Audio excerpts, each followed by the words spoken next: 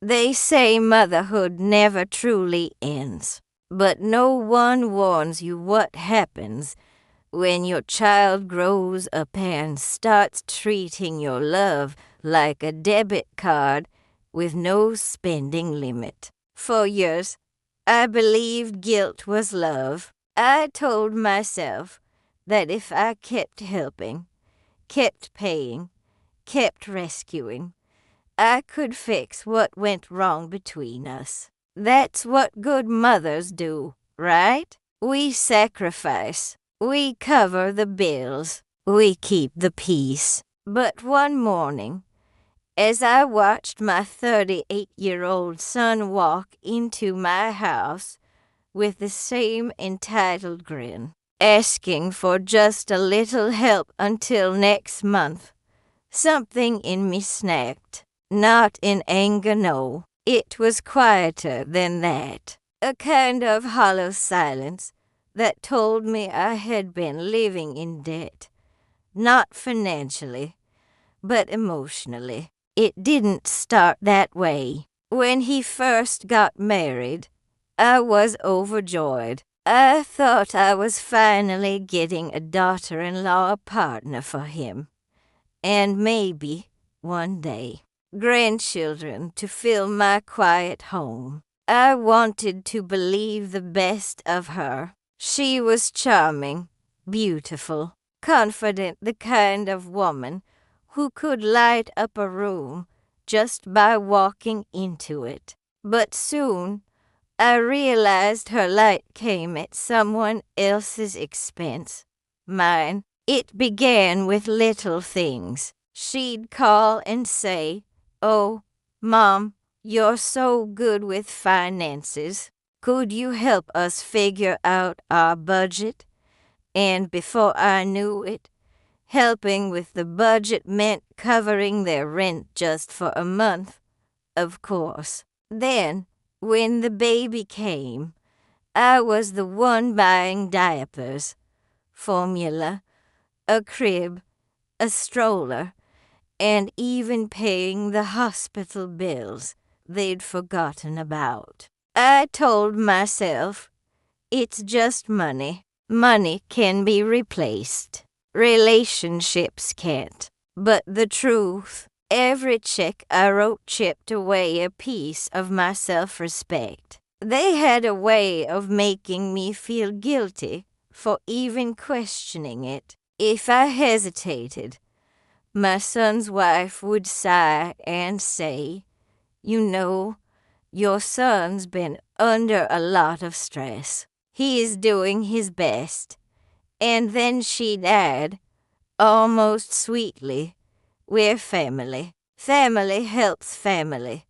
And I believed her. Maybe it was because I grew up in a time when women didn't say no. When being a good mother meant erasing yourself so others could shine. Maybe it was because I missed my son, the boy who used to bring me flowers from the yard and hug me without asking for anything in return. But guilt is a clever manipulator. It dresses up as love and whispers, "If you stop helping, you'll lose him." So I kept going.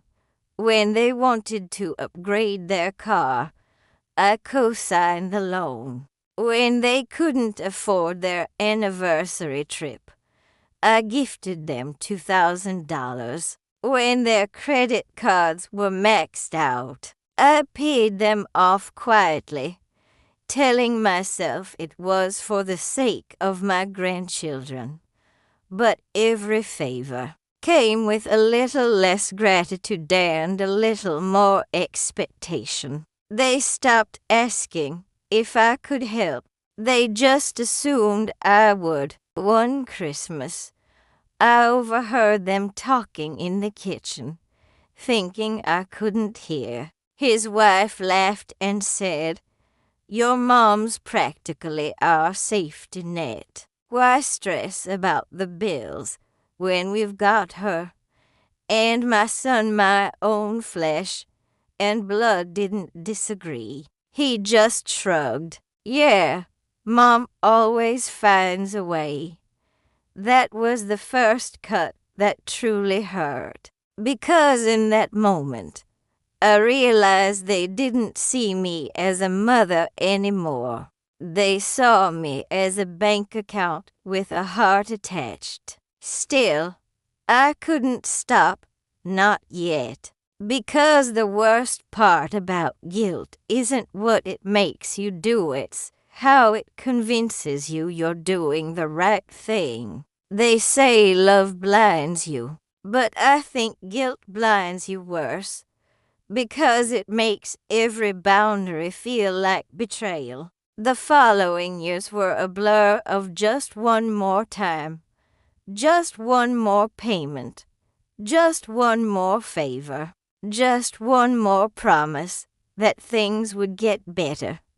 And each time, I believed them. When they bought their first house, I gave them $15,000 for the down payment. When they remodeled their kitchen, I helped out with another $8,000. When their second car broke down, I lent them $3,500, money I never saw again. By then, I had started dipping into my retirement fund. I told myself I'd make it up later. But the truth was, I was running out of later. Every time I'd express even a sliver of hesitation, my son's wife would turn it into a guilt parade. She'd say, "We thought you wanted to be part of your grandchildren's future." Or, "You raised such a kind man. He just wants to take care of his family." Isn't that what you taught him? It was emotional blackmail dressed in flattery. And my son, he'd just stand there, quiet, eyes down, letting her do all the talking. The silence was worse than her words, because that silence told me he agreed. I remember one evening vividly. I had gone over to their house for dinner, one of those half-hearted invitations they offered whenever they needed something. The table was set with expensive wine, imported cheese, candles, the kind of luxury I couldn't justify for myself anymore. Halfway through the meal, his wife leaned back and sighed dramatically. "The car insurance is killing us this month," she said. "And with the mortgage, daycare, and groceries, well, you can imagine." I didn't respond. I just stared at my plate, feeling the familiar pressure build behind my eyes.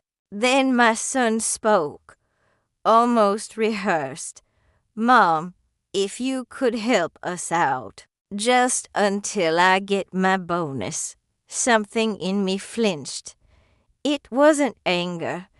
It was exhaustion. Exhaustion from being everyone's safety net but my own. That night, I went home and opened my checkbook. I flipped through the carbon copies of every check I'd written in the past 5 years. $15,000 here, $8,000 there, $3,500, $1,200, $600, $450, $2,000, $9,800. By the time I reached the end, the total made my hands shake. $68,575, $68,575.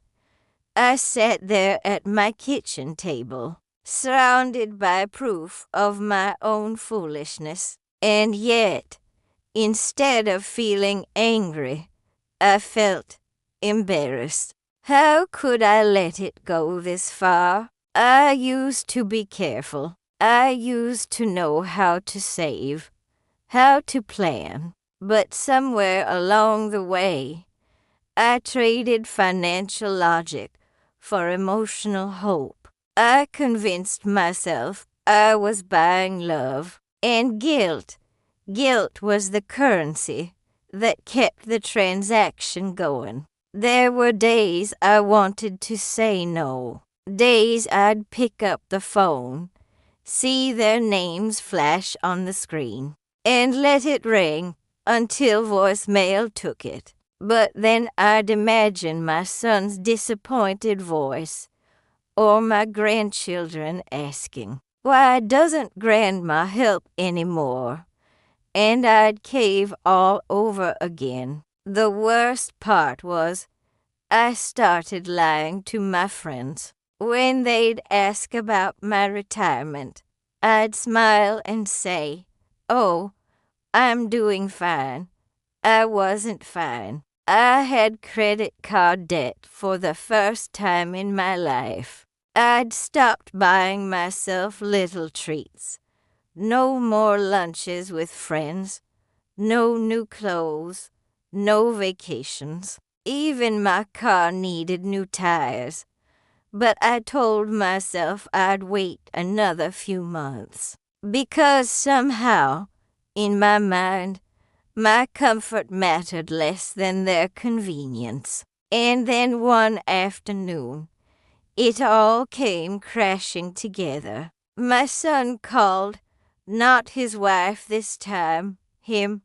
He sounded stressed, rushed, desperate. "Mom," he said, "we're behind on the mortgage. Can you transfer $5,000 today? It's just temporary." That word again. Temporary had become permanent, and permanent had become my prison. I didn't answer right away. My silence must have startled him. "Mom," he said, "you there?" I finally whispered, "Yes, I'm here." But I wasn't. Not really. Part of me had already left. The part that believed this was love. That night, after my son's call, I sat in the dark for a long time. No television, no sound, just the ticking of the clock echoing through my living room. Each tick felt like another reminder of how long I'd been waiting for something that was never coming. Gratitude. I opened my laptop to check my bank account, thinking maybe, just maybe, I could stretch things one last time. But when I saw the balance, my stomach dropped. It wasn't the familiar, comfortable cushion I'd always kept. No, the number staring back at me was shockingly low. Somehow, between the temporary loans, the emergency transfers, and the "it's just until next month" requests, I had drained nearly $70,000 from my savings. And worse, my retirement account had barely enough left for the next few years. It hit me like a slap. I had become my own child's enabler. That night, I couldn't sleep. I kept replaying every conversation, every guilt trip, every thank you that sounded more like a receipt than appreciation. I remembered the day I retired. How proud I was when I signed the papers. How I'd imagined quiet mornings, garden walks, coffee with friends. But instead, My retirement had turned into an open account for their mistakes. The next morning, I drove to the grocery store. I wasn't even planning to buy much, just bread, eggs, and milk. But when I tried to pay, my card was declined. I laughed awkwardly, assuming it was some glitch. But deep down, I knew the truth. I went home, logged in again, and stared at the transactions, transfers to my son, payments to their mortgage company, purchases I didn't make, but that I de-gifted in the name of love. It was all there, every dollar, every decision, mocking me. And then I saw it, an email from my financial advisor, one I'd ignored for weeks. Reminder, please schedule your annual retirement review. My throat tightened, because the truth was, there wasn't much to review anymore. I walked into my bedroom and sat on the edge of the bed. The sunlight fell across the quilt my mother had made me decades ago, a reminder of another woman who gave and gave until there was nothing left to give. And in that moment, something inside me cracked. I whispered to the empty room, "What am I doing? Was this love? Was this motherhood? Or was it just guilt in disguise, a lifelong debt I never owed?" I picked up the framed photo of my son as a little boy. His cheeks were round, his smile wide, his arms wrapped around my neck. That was the boy I loved, not the man who treated me like a bank. And that's when it happened, the shift, the quiet, devastating clarity that changed everything. I realized I had been living my entire adult life for everyone but myself, for my son, for his wife, for appearances, for peace, for guilt, but never for me. That night, I didn't cry. I didn't rage or call him or make a scene. I simply wrote for words on a notepad and placed it beside my computer. The bank of Mom is closed, and for the first time in years, I felt something resembling peace. Not the warm kind, not yet, but the kind that comes when you stop lying to yourself. I brewed a cup of tea, sat by the window, and let the silence settle. It was terrifying, yes, but it was also freeing, because I knew what I had to do next. The next morning, I woke up before the sun. It had been years since I'd seen dawn like that, quiet, pale gold light filtering through my curtains. A reminder that new beginnings rarely announce themselves with fanfare. I made my coffee, sat at the table, and looked at the note I'd written the night before. The bank of Mom is closed, for simple words, but they felt like a revolution. I stared at them for a long time, letting them sink in. Then I picked up the phone and dialed my son. He answered on the second ring, cheerful as always, like nothing had happened. "Hey, Mom, I was just going to call you back. Did you get a chance to transfer that money yesterday?" I took a deep breath. My voice came out calm, almost too calm. "No, I didn't." There was a pause on the other end. "Oh, okay. Did you have trouble with your account? I can text you the bank info again. No, I said softly, interrupting him. You don't need to send it. Because I'm not transferring anything anymore. The silence that followed was deafening. Then he laughed awkwardly. What do you mean, Mom? I looked out the window, watching the morning light stretch across my yard. I said, the bank of Mom is closed. Permanently. He chuckled again, but the humor didn't reach his voice this time. Come on, Mom, don't say that. You know, we're just going through a rough patch. You've been in a rough patch for 8 years. I replied, still calm. And I've been the one patching it up every single time. His tone hardened. You make it sound like we're using you. Because you are, I said quietly. Maybe not intentionally at first, but it became a habit. You stopped trying to fix things because I kept fixing them for you. There was a sharp inhale on his end. Then, faintly, I heard her, his wife, in the background. Is that your mother? Tell her this isn't a good time for ultimatums. We have bills due. That was all it took.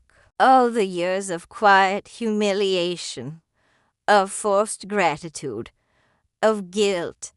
It rose in me like a wave. But I didn't let it drown me this time. I simply said, I've loved you more than I've ever loved anyone. But love isn't supposed to bankrupt you. He was silent. I could hear him breathing, heavy and uneven. Finally, he muttered, So that's it? You're just cutting us off? I'm not cutting you off, I said softly. I'm setting you free. You're 38 years old. You have a job, a family, a home. It's time to live your own life, and it's time I start living mine. Then, before guilt could creep back in, I ended the call. My hand trembled as I placed the phone down. For a second, the old reflex kicked in, the voice that said, You were too harsh. Call him back. Apologize. But I didn't. Instead, I stood up, walked to the mirror, and said out loud, You did the right thing. It felt strange at first, talking to myself like that. But after everything I'd been through, I realized I was long overdue for a conversation with the only person I'd ignored, me. Over the next few days, the calls started coming.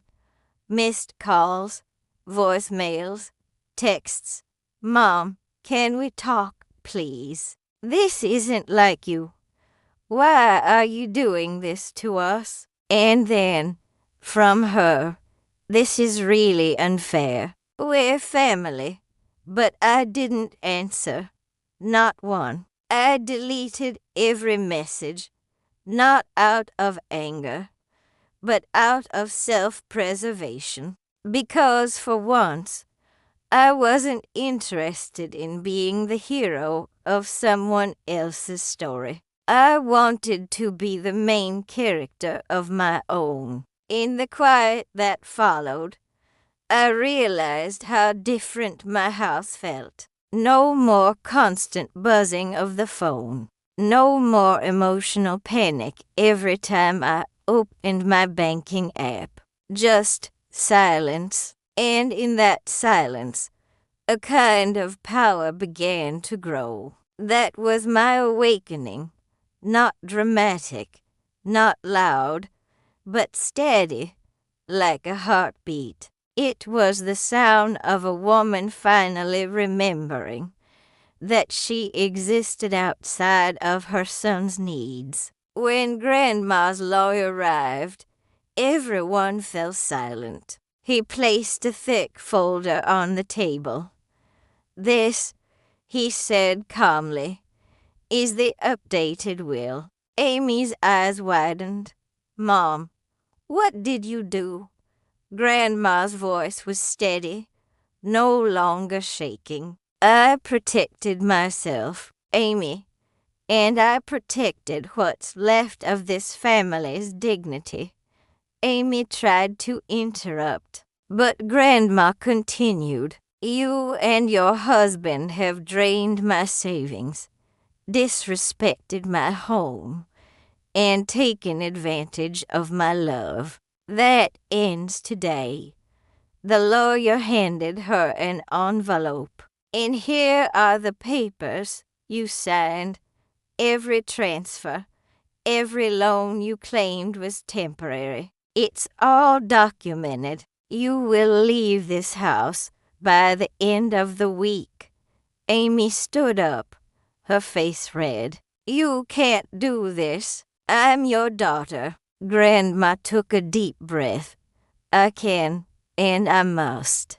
Because I finally remembered who I was before I became everyone's safety net." The lawyer nodded respectfully, and for the first time in years, Grandma stood taller than the chaos that had surrounded her.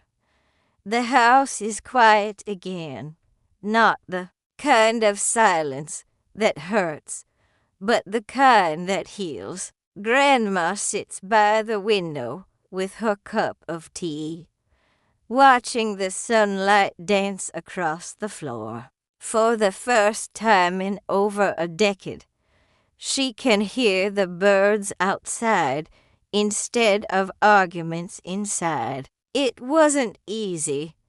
The loneliness that followed was sharp, like the echo of a slammed door. But peace, she realized, often arrives disguised as emptiness. Amy hasn't called in months. Sometimes Grandma stares at her phone, wondering if she should be the one to reach out. Then she remembers the words her lawyer told her that day. Sometimes love means letting people face the storm they created.